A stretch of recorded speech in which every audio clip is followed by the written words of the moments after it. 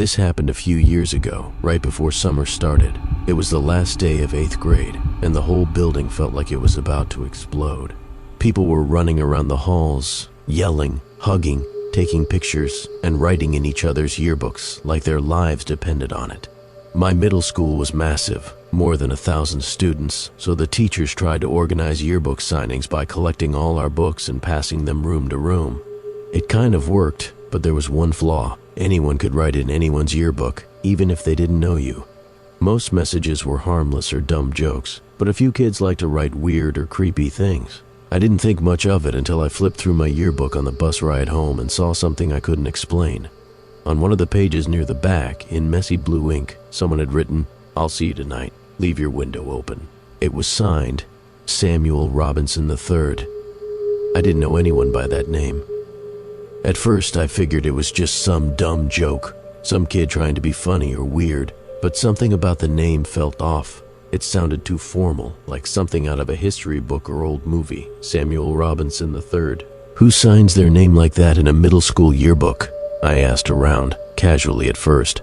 I flipped through the class roster in my backpack, checked signatures from friends. Nothing. Nobody I knew had ever heard of him. By the time I got home, I was starting to feel uneasy. That message kept echoing in my head.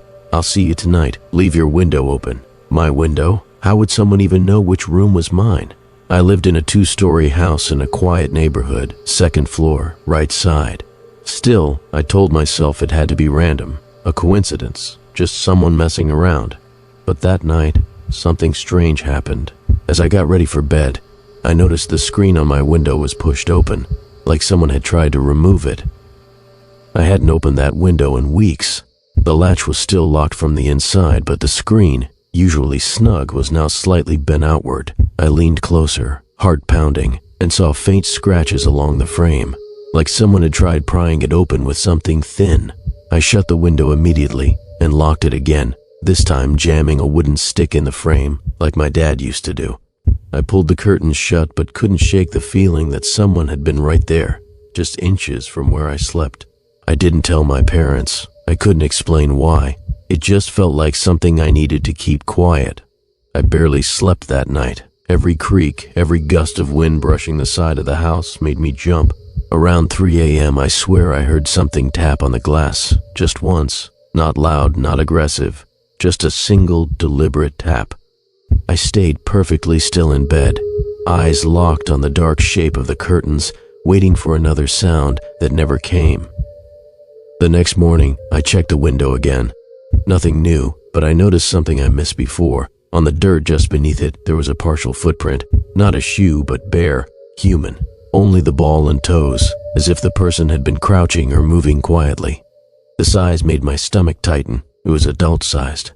I walked around the house, checking every window, every door, all locked, all undisturbed. But I couldn't shake the image of someone standing out there at night, watching me. I started keeping my phone close and set it to record audio while I slept. That night, I lay awake in the dark, barely blinking. Around 2:40 a.m., I heard it again, one tap, then silence.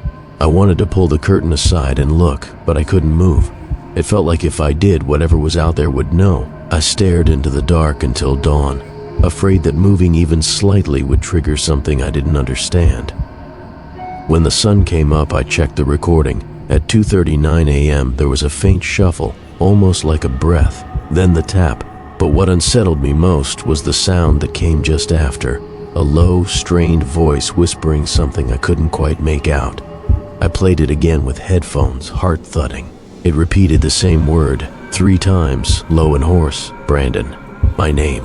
I nearly dropped the phone. I hadn't told anyone I was staying there, not even posted it online. I closed all the curtains, locked everything again, and sat in the middle of the living room with a knife from the kitchen.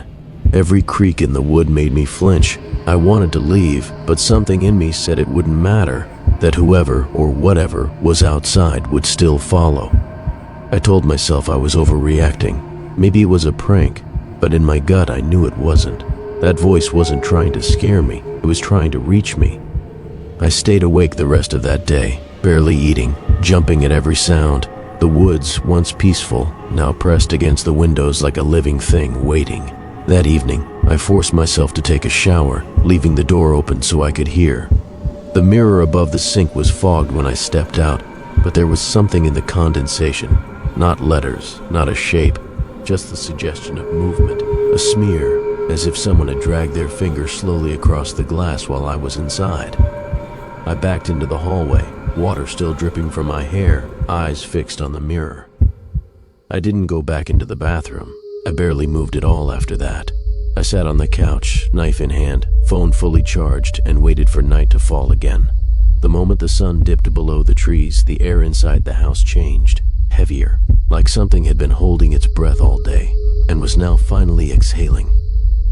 That night, the footsteps returned, louder than before. I didn't wait. I turned on every light in the cabin and stood in the center of the living room with the knife, heart pounding like a drum. I yelled out, telling whoever it was that I was armed, that I'd called the cops. But no one answered. Instead, I heard the creak of wood from the upstairs hallway, slow and deliberate. The exact sound of someone leaning their weight on each step. I had locked the front door. Every window was sealed. I should have been alone, but something was inside.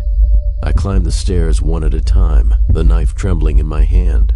At the top, the hallway stretched empty, moonlight slanting through the guest room door. Then I saw it, just for a second, a silhouette at the end of the hall, half hidden in shadow, tall, motionless.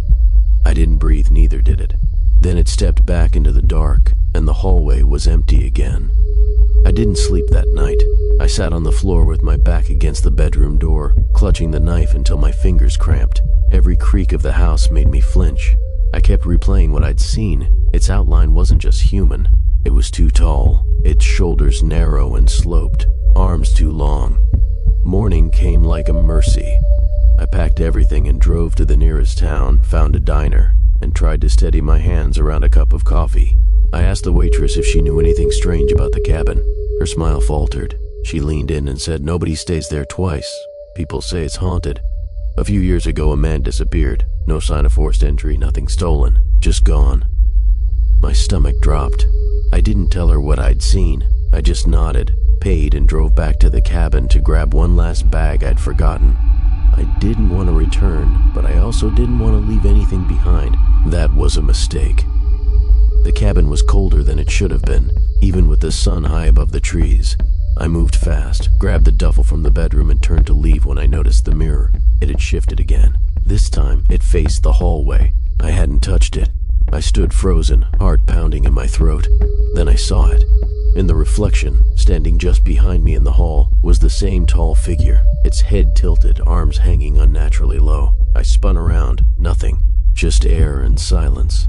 But when I looked back at the mirror, it was still there, closer now. I backed away, the duffel sliding from my grip. I couldn't breathe. The glass rippled slightly, like water disturbed by a pebble. It moved forward, not physically, but inside the mirror. I turned and ran. I didn't close the door. I didn't care.